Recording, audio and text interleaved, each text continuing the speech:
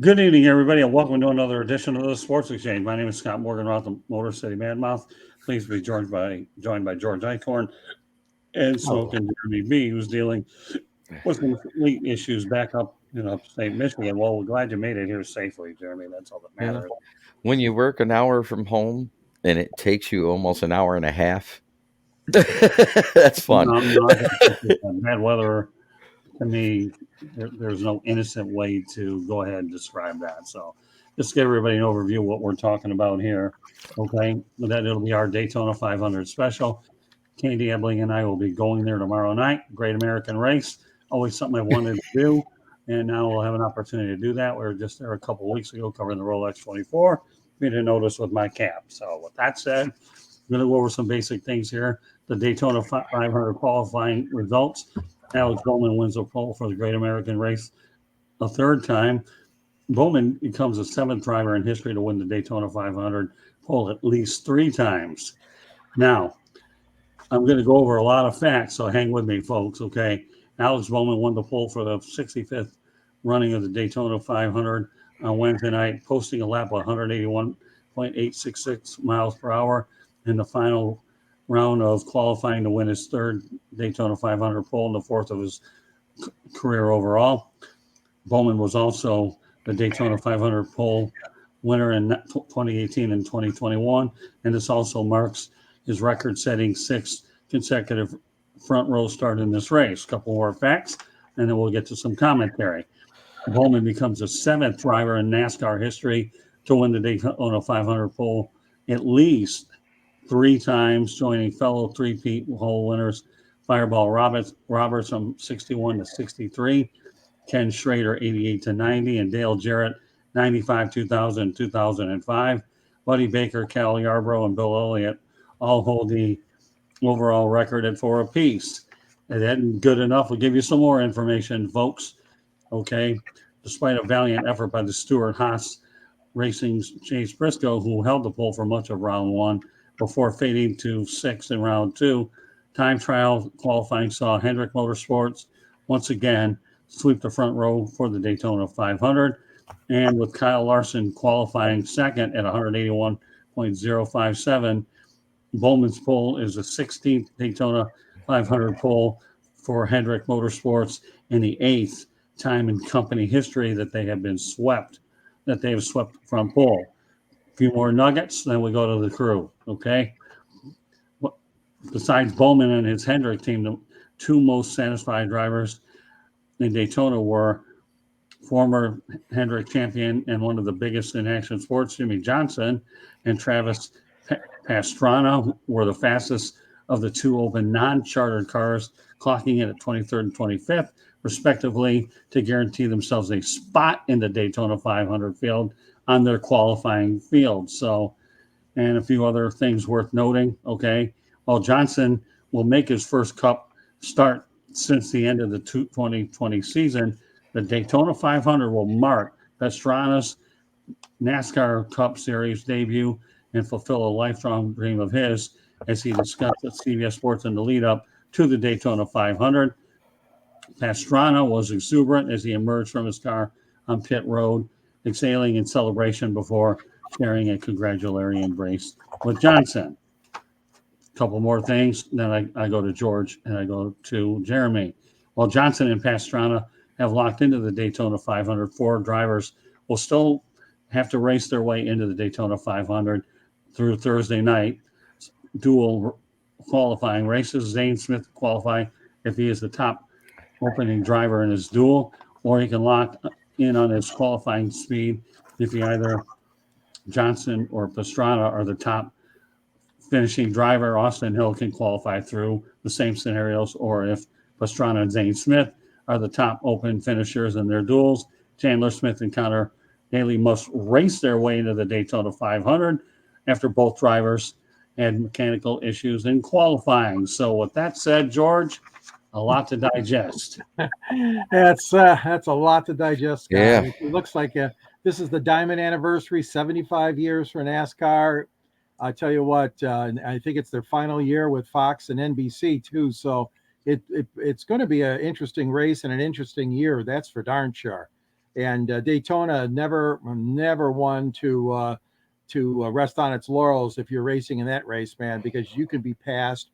I looked it up, and there were 6,400 green flag passes. Imagine that, fellas. 6,400 green flag passes last year's race, which was not as crash filled as most of them are. So Daytona, you're right, Scott. I am happy for you and Candy. This is going to be a great experience for both of you. Having been to the Indy 500 with you, I know how tremendous respect you have, and as well as Candy and Jeremy and I have for auto racing, right, Jeremy? Yes, and you say that over 6,400 passes. That reminds me of rush hour in L.A. That's right. That's pretty funny. Close to it, right? Or when it's a log jam at Christmas time around 12 Mile in Detroit. Yeah, there you go. Well, stay with it, Jeremy. I want to hear more of what you just said. Yeah.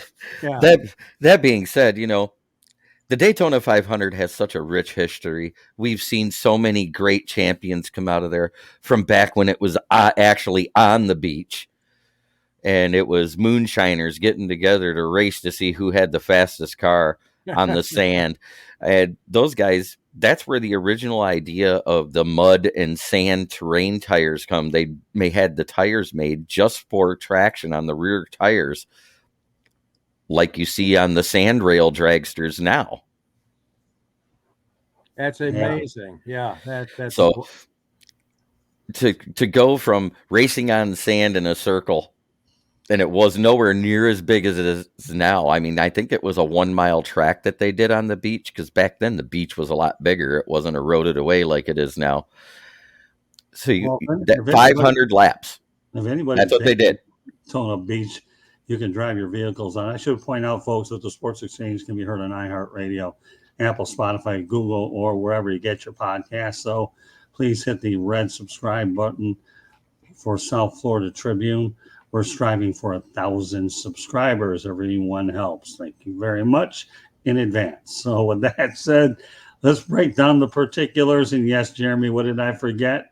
Don't forget, not only do you hit the subscribe button, but you must like each video and share it with all the sports fans you know. I know this guy can always pick me up. All right, well, let's talk about it. He does, and I'm thankful for it. All right, we'll go over some basic facts here. The purse for this race is $26,934,357. It goes 500 miles, 200 laps. Stage 1 ends at lap 65, stage 2 at 130, and the final one is at lap 200. So George, I want to ask you, what do you think of the stage procedure with NASCAR? Scott, at first I didn't like it too much, but the more I watch it, I like it, because it gives the fans an extra incentive. It gives the drivers a chance.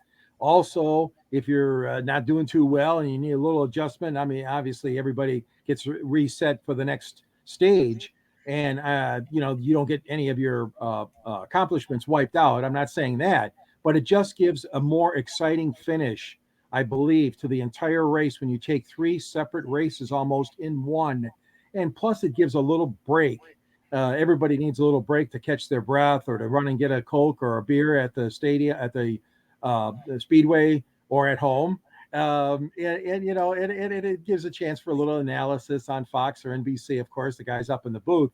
But I like it, Scott. I think the stages are good. I think that NASCAR is always trying to see what they can do to retain but grow their audience as well, because especially the younger people, we know what a limited time frame a lot of young folks have in watching any sports at all. What about you, Jeremy? I think it is great for the fans, like George said, because that reset, it also gives a chance for those teams that lost a lap during a stage to get back in there and have that chance to move back up into the lead lap.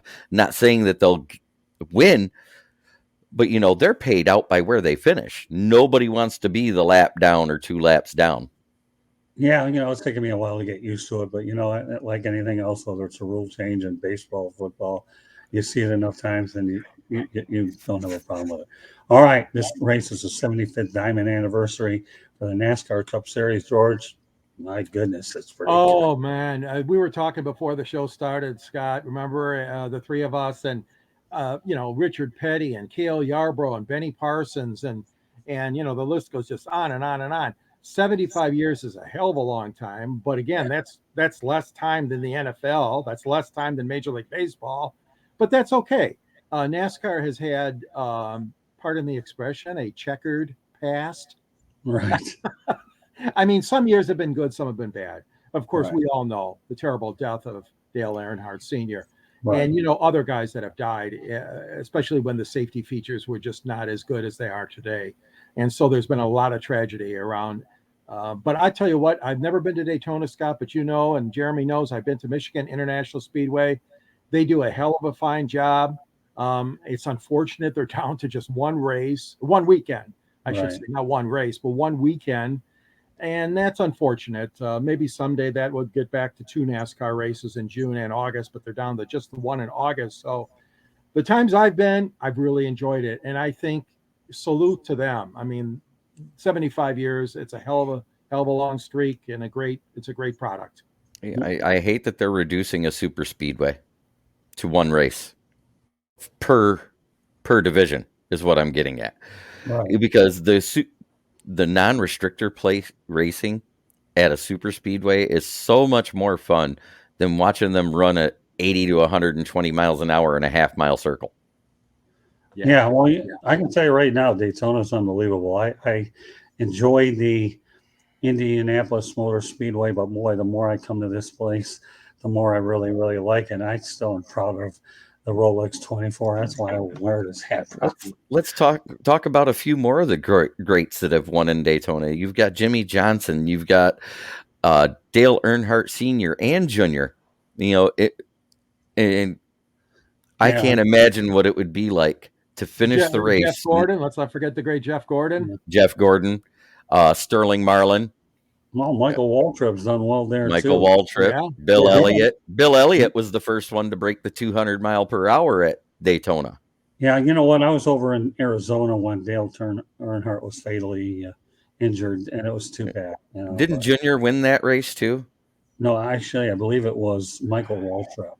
Oh, yeah, he got it was the first time Dale Jr. finished in the top 3 at Daytona. That's what it was. Right, but during that race, Dale Earnhardt Sr. was protecting his son and Michael Waltrip. It's unfortunate he didn't see the end of it. So, it's unreal, But I think that after that particular race, that you began to see the soft walls and the Hans device and all that. So there were some radical safety changes. There had to be, yes, there were, exactly. Yeah, because when you watch that wreck, it didn't look as disastrous as it ended.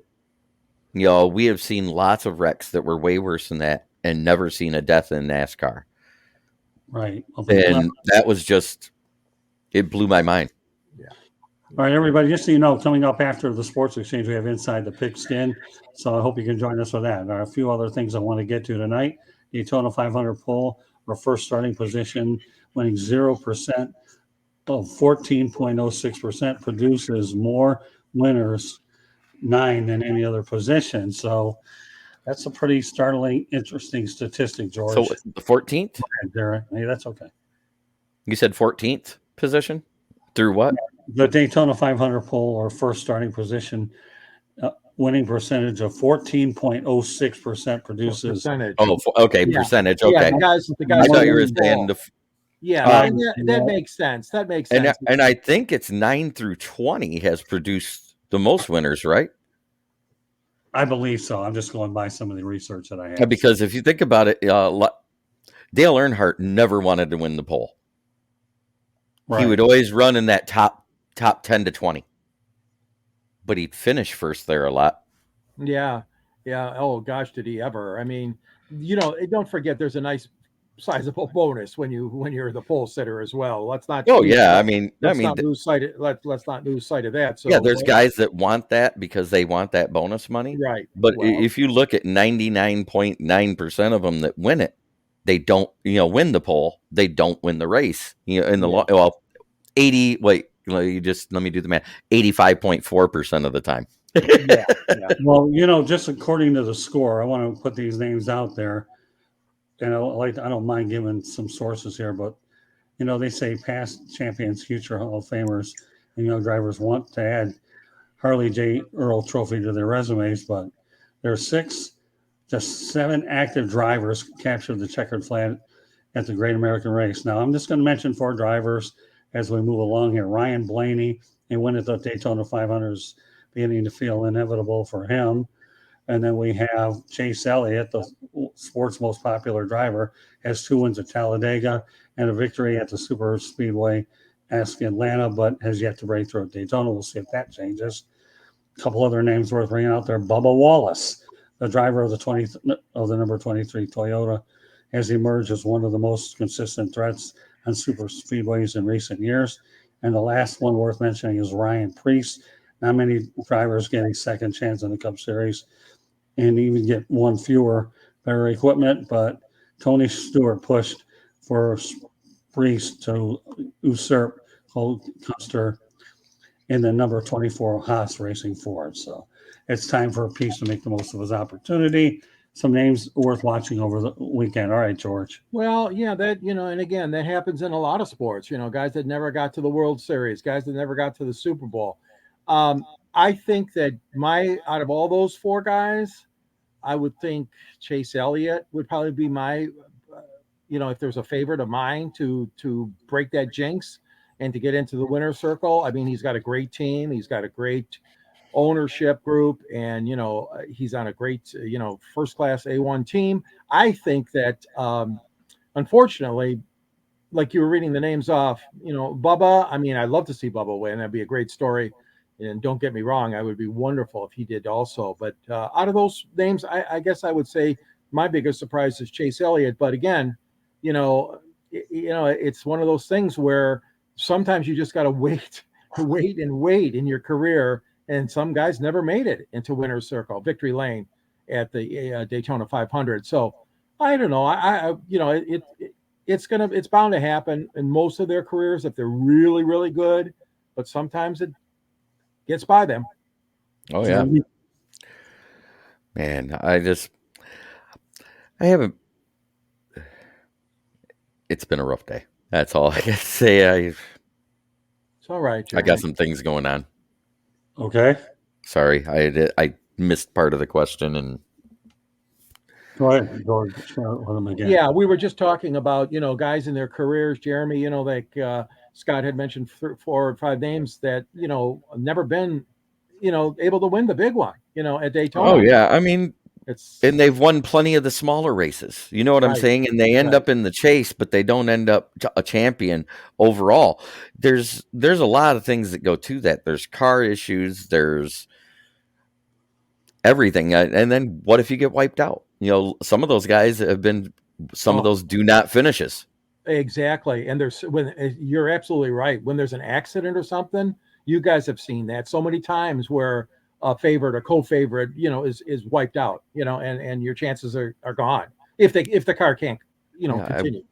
Wasn't there one time at Daytona on the first lap, like a 25 car pileup the one time? And then there was another one that was almost 30 cars for Talladega, those super speedways. If somebody gets loose at the wrong time, especially when they're bunched up like that, it's horrible for the sport overall and the product that they're able to put on TV. Well, it's amazing how you say Talladega. This last race that Candy and I attended was a relatively clean race. I didn't see the big one, as you would say, take place. All right, so let's continue on here. Setting the field for the Daytona 500 is like any of the race. A single car can qualify on 2:15, have 2 rounds. Top 10 qualifiers in round 1 move to round 2. The fastest 2 cars in round 2 will lock in as the front row starters, and then the rest of the starting grid decides blue, green, vacation duels, and obviously that's occurring tonight. So, George, any quick thoughts on that? Yeah. No, I like the order, that there's an order to things, as far as, moving on and that sort of thing from round to round. I also think that over the years, I mean, like I said earlier, NASCAR's tried a lot of different things with their races and transitioned to different types of strategies, if you will. They've not been afraid. That's what I like about NASCAR. They've not been afraid to move forward with good thinking. And obviously, they've got a huge rules committee, and they've had to consult with team owners and drivers and rules people and stewards and everybody else involved in the sport when they make rules changes. But no, as we talked about earlier, I do like the stages, and I think that it's healthy for the sport to have those stages. And it's a long season, guys. Come on, this is like what, 34 races or something. But you know, there's a lot of stamina involved, and I think NASCAR, and especially at Daytona, they're doing it right. Absolutely. I mean, most of the rule changes that they've done in NASCAR is for the safety and the well-being, not only of the drivers, but the cars themselves. They're expensive. You know, you're talking about an 800 horsepower block engine that's not available at the factory, but they have to make X amount of blocks of that motor to be able to put it into the 20 to 30 cars that each manufacturer has. Hello, Jennifer Matthews Lewis. Thank you very much for joining us, Jen. Hi, Jen. Hi, Jennifer. She had a pretty productive time at the Super Bowl, so proud of Jennifer and everybody at Sideline Sports who are really hustling, doing well there. So they did great. Yeah, they did. More power to every one of them. All right, a couple other points here before we go to parting shots. Last year, Austin Cindric's Daytona 500 winner was first in the NASCAR Series win, and the first rookie in series history to win the Daytona 500. Man, I'll tell you, drivers go a long time without doing it, and this guy ended up getting it done. That's just blows me away. Yeah, and he drove for our friend Roger Penske from Penske Motorsports.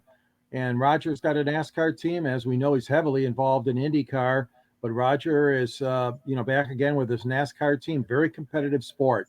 You got Toyota, you got Ford, you got Chevrolet fighting for the manufacturer's title, and you got a lot of stuff going on in NASCAR. But Austin Cindric, not who I expected to win last year, but good for him. And those 6,400 green flag passes from a year ago. Wow. Unreal. It was good. It was good. The kid, and like you said, Scott, guys go their whole careers, and we were talking about that with Jeremy. They go their whole career. They don't get. Then a rookie comes in and flash. It flashes right up to the top, and then they're a flash in the pan and don't do anything. Usually, a lot of those rookies don't do anything the rest of the season. Yeah, that's true. Hey, but you know what, Jeremy? If you win the Daytona 500, to me, that's pretty good stuff. I guess we can relate to it back home when Michigan when they beat Ohio State. If you do anything, you got to go out there and beat Ohio State. Have a great year. So, hey, how great is it that we get to say it's been over 1,200 days since Ohio State beat Michigan? Yeah, all right. Yeah, when those kind of facts, they never get by you. All right, one other point I want to get to: Kevinharvick will retire from full-time racing. After the season, he'll join Fox Sports booth on NASCAR TV as an analyst. Well, my good. Fox Sports is pretty good, isn't it? When you go out there and you bring on Tom Brady, let's bring on Kevinharvick and everybody else. So, all right, I think that Kevinharvick has been a great driver, a big asset to NASCAR. This is his farewell tour, and I know those things are always quite emotional. We're going to have one here in Detroit by the name of Miguel Cabrera. And of course, we had him with NASCAR with so many great drivers. I remember when Jeff Gordon's farewell tour. And like I said, Harvick, I don't know much of his talents, to be honest with you, as far as a broadcaster goes. I guess that probably means somebody else will be moved out. I feel bad for whoever is going to be moved away if they make room for Harvick. But all that being said, he's had a great career, Scott and Jeremy. I think Kevin's going to hopefully have a good year this year. And welcome back also Jimmie Johnson, who just could not cut the mustard in the IndyCar. And Jimmy's back with the team, as you talked about, Scott, earlier with your I don't know about cutting the mustard. Right now, I've spoken to Jimmie Johnson, and he's more of a bucket list guy. He wants to try everything that he can before his days are over. So I'm not going bucket list on this guy. I think he should try drag racing next. You never know. Hey, I spoke to him during the Rolex, and this guy here is a bucket list kind of person, is really, really what he is. And you never know. We all know that Harvick took over when Dale Earnhardt was unfortunately killed. and for children's racing. So, Jeremy, some thoughts on Harvick? Harvick was the one that took over the Mr. Goodwrench car after Dale Earnhardt passed away. Right. And they were going to give him the 3 to begin with, but the family says, no, that's our license. We have that. So they ended up giving him, 29 to start his career. Is he still 29 now? I have no idea. But people in Detroit, Mickey Loge. He's been a great personality when he's interviewed after wins and losses, whatever. I think he may do well in the broadcast booth just because of his demeanor when he's in front of the camera. Well, Jeremy, let me tell you something. You talk about different sports that you cover, but NASCAR and auto racing drivers, they're some of the kindest people you'll ever deal with, these people, because they want to promote their sport and they're very hungry to do it. So 99% of them come from south of the Mason-Dixon line, where they are all about. When I live down south, the people are all about being polite. Right. It's like, when you're walking down the road, people in their car, if they notice you walking, they actually wave at you. It's not like up here where they shy away or look away. Oh, they must not have anything. Yeah. Well, I got news for you. They're starting to come from California too. So below the Mason line in Midwest, but that's but they're still hungry for their publicity is what they really, really are. Mm-hmm. And as a result, that's one of the reasons I love to go back with these guys. They're just a pleasure to deal with. George, any thoughts on Harvick before we go to parting shots? Yeah, I think, it is amazing that, these years pass so fast. Jeremy, I'm glad you brought that up, and Scott, about Harvick and succeeding Dale, the great Dale Earnhardt Sr. I've admired Kevin. I mean, I think he's been very, like you said, Scott, they're very amicable. They're good people most of the time. You and I have walked the garages. Jeremy, I'm sure you have too. I mean, when you go inside the garage area and if you got credentials for the pits, I mean, that's a little different story because everybody's getting ready for the race. Right. But the drivers are very nice, and another sport that's like that, guys, is hockey. Hockey players are also like that, very, very amicable and fun to talk to. Well, they'll get paid a lot of money. You might as well promote the sport. They're one of the lower paying major sports, so you might as well do everything you can to bring on a very good professional image. I've dealt with a lot of hockey players. I've got nothing against them whatsoever. So all right, well, it's time for parting shots. Mr. Ballrick, lead off. Well, what about that Super Bowl? Mahomes winning 2 out of 3 Super Bowls in his first 4 years. I mean, that's pretty impressive. He's on his track. And I think when they did that Madden 23 or 22 commercial with Tom Brady and Patrick Mahomes sitting there, they got it right when they called him. When they flashed to the animals, it was a goat and a baby goat, which is known as a kid. Okay. All right, George. My parting shot. I tell you what, and I alluded to a little bit earlier.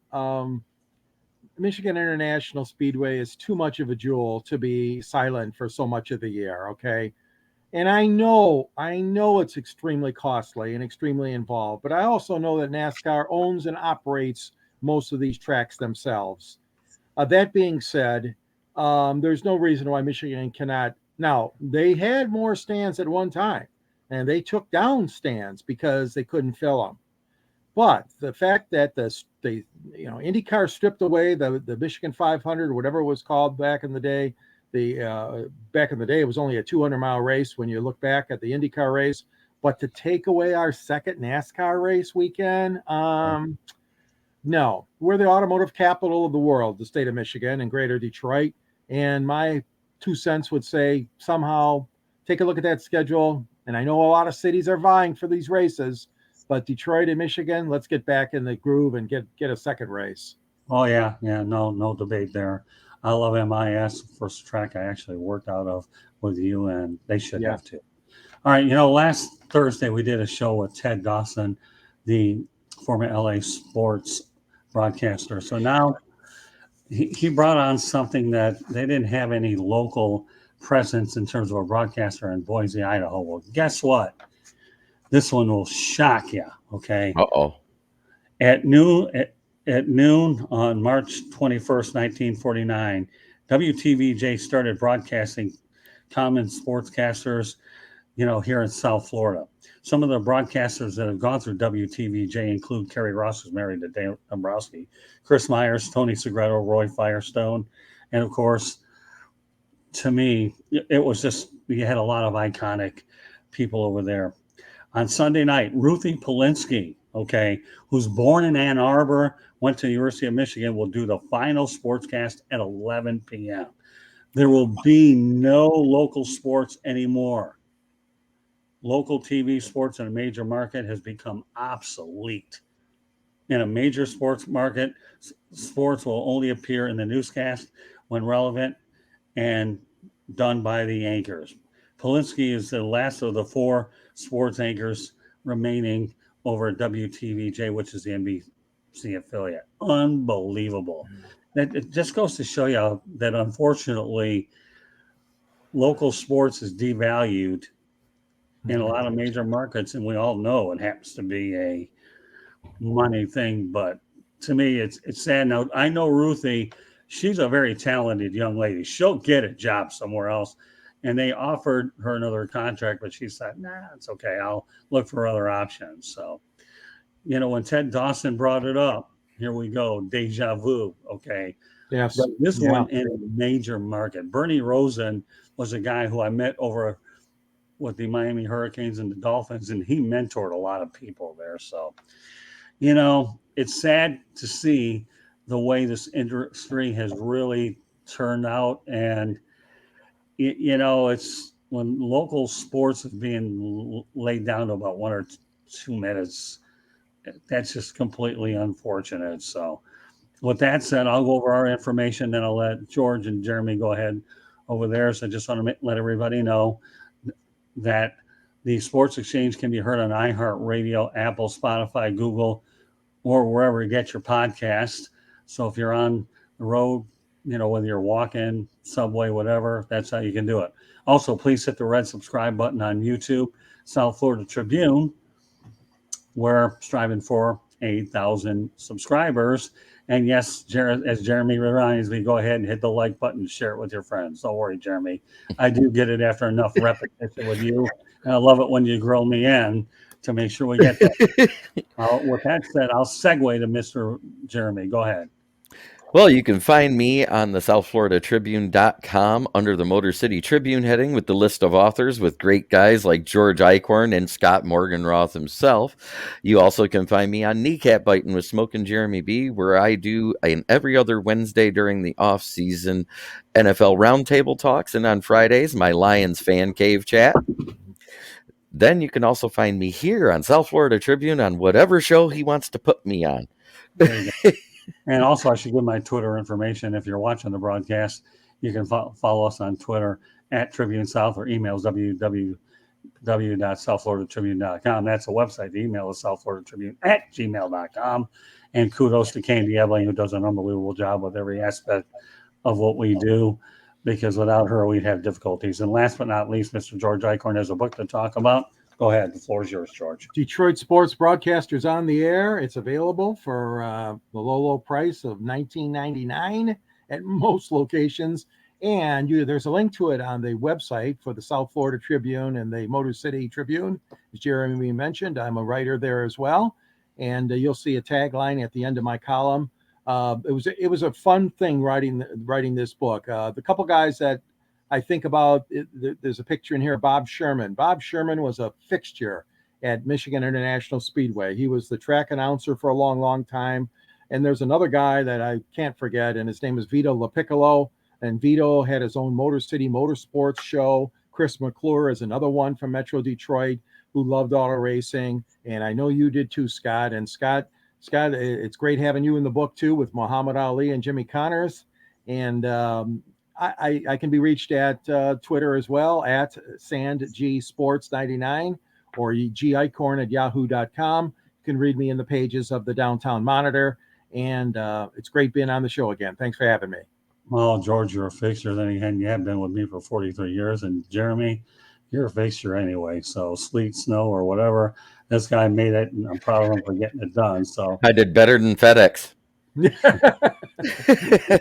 Thanks for staying alive. Yeah, for us. For Yeah, sure. you did really well. And Oh. Jennifer Matthew Lewis for popping in the chat as well. So on behalf of George Eichhorn, Smoking Jeremy V, my name is Scott Morganroth, Motor City Madmouth. Thank you for joining us on this edition of the Sports Exchange. And we look forward to doing the post Daytona 500 in about a week. So everybody have a great night. And it was great work being with y'all tonight. Take care, everybody. Good night. Good night.